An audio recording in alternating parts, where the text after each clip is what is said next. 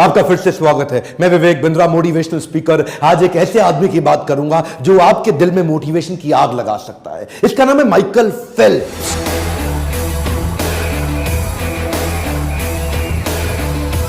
शायद आपने ज्यादा ना सुना हो, पर आपको इतना बता दूं कि पृथ्वी के इतिहास में किसी भी गेम में, किसी भी साल में, किसी भी देश में, किसी भी प्रकार से इससे ज्यादा मेडल दुनिया में ना कोई जीत सका और आसानी से जीत भी नहीं पाएगा। 7 साल की छोटी उम्र से स्विमिंग सीखना शुरू किया, इतना फोकस, इतना एब्जॉर्ब कि 10 साल की उम्र तक नेशनल रिकॉर्ड तोड़ दिए। 12 साल की उम्र में अपनी कैटेगरी के अगले नेशनल रिकॉर्ड तोड़ दिए। 15 साल की उम्र में स्कूल में रहते रहते पहला बच्चा बना अमेरिका के अंदर जो ओलंपिक्स तक पहुंच गया। उसके बाद जब तक ये स्कूल में था ना, तब तक अभी लाइसेंस नहीं मिला इसको ड्राइविंग का, लेकिन दुनिया के सारे रिकॉर्ड तोड़ दिए। और जब तक कॉलेज की उम्र में आया, अपने रिकॉर्ड पिछले फिर से तोड़ दिए। देखते ही देखते इस लड़के ने 4 ओलंपिक्स में 28 मेडल जीते। एक हमारा देश भी है ना, प्यारा भारत देश, इसने 24 ओलंपिक्स में 28 मेडल जीते। 1985 में बाल्टीमोर अमेरिका में इसका जन्म हुआ। 2004, 8, 12 और 16 चारों ओलंपिक्स में सबसे ज्यादा मेडल जीतने वाला पृथ्वी में एक ही इंसान बना। आज तक के इतिहास में इसको बोला जाता है most decorated Olympian in the planet earth. Decorated Olympian को जरा मैं हिंदी में अपने देश में समझा देता हूं। मैं डेकोरेटेड ओलंपियन का मतलब आभूषित, आभूषणों से सुसज्जित, आभूषित, डेकोरेटेड। और कौन से आभूषण? गोल्ड मेडल के आभूषण। इतने गोल्ड मेडल एक इंसान एक ही गेम में कभी दुनिया में नहीं ले सका। 2004 से 8 के बीच में वो 4 साल जो उसने चाइना में बीजिंग ओलंपिक के लिए प्रैक्टिस करी थी, उस प्रैक्टिस को देख के दुनिया इसको पागल कहती थी। एक्चुअली 1972 में, कई साल पहले, मार्क स्पिट्ज ने एक वर्ल्ड रिकॉर्ड बनाया था। स्विमिंग के अंदर एक ही बार में 7 गोल्ड मेडल जीत गया था। स्विमिंग, हर प्रकार के स्विमिंग के फॉर्मेट में 7 गोल्ड मेडल एक साल में, एक ओलंपिक में एक आदमी के द्वारा जीते जाना। उसके बाद वो सबने मान लिया कि अब इस रिकॉर्ड को कभी नहीं तोड़ा जा सकता, लेकिन इसने अनाउंस कर दिया मैं तोड़ूंगा। और वो उसके लिए मार्क स्पिट्ज 4 साल तक 8 घंटा रोज ट्रेनिंग करते थे, ये 4 साल तक 12 घंटा रोज ट्रेनिंग करते थे। 100 किलोमीटर हर हफ्ते, 15 किलोमीटर पर डे, और 100 मीटर 50 सेकंड के अंदर कर लेना। छोटी उम्र से ही बाउंड्री लेस थिंकिंग, ढक्कन तो था नहीं सर पे, इतना बाउंड्री लेस थिंकिंग कि सारे रिकॉर्ड्स ढूंढता था।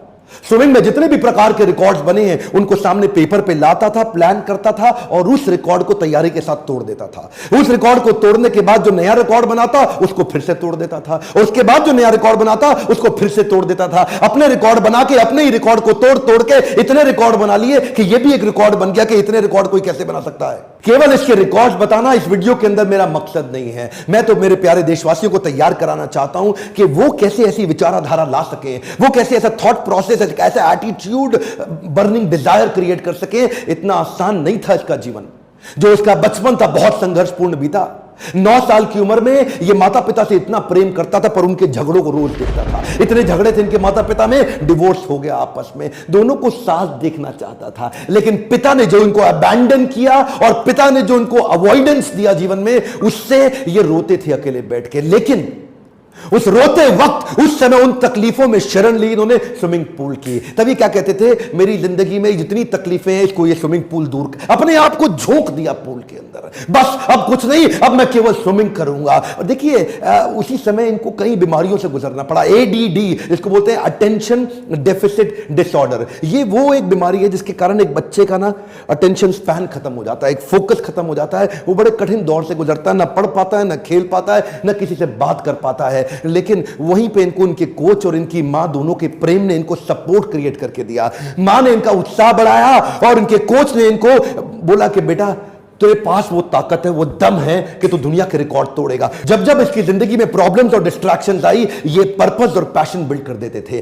कि जब भी इनको तकलीफ होती थी अपने आप को धक्का मार के पूल में फेंक देते थे। वो जो deep sense of purpose create हुआ, उसने इनको एडिशनल लेयर ऑफ इंस्पिरेशन और मोटिवेशन क्रिएट करके दी। ये जो additional layer of inspiration and motivation है, इस डीप सेंस ऑफ पर्पस से मेडल जीतने के बाद इन्होंने खुद माइकल फेल्प्स फाउंडेशन की तैयारी करी। बोले जिस स्विमिंग ने मुझको वापस खड़ा किया वो मैं पूरी दुनिया को देना चाहता हूं। केवल मेडल जीतना मेरा पर्पस नहीं, बल्कि स्विमिंग को लोगों के जीवन जीने के तरीके में डाल दूंगा। अपना पैसा जो कमा के लाते थे उसको अपनी एनजीओ में डालते थे, ताकि इस प्रकार से स्विमिंग का फायदा बाकी दुनिया को भी मिल सके। इनके मन के अंदर ना इच्छा होती थी टू अचीव द अनअचीवेबल। शुरू से इनके कोच ने इनको ऐसा ही ट्रेनिंग भी दिया। क्या बोले, ये जो अनवेवरिंग फोकस है ना, ये कैसे बिल्ड होगा?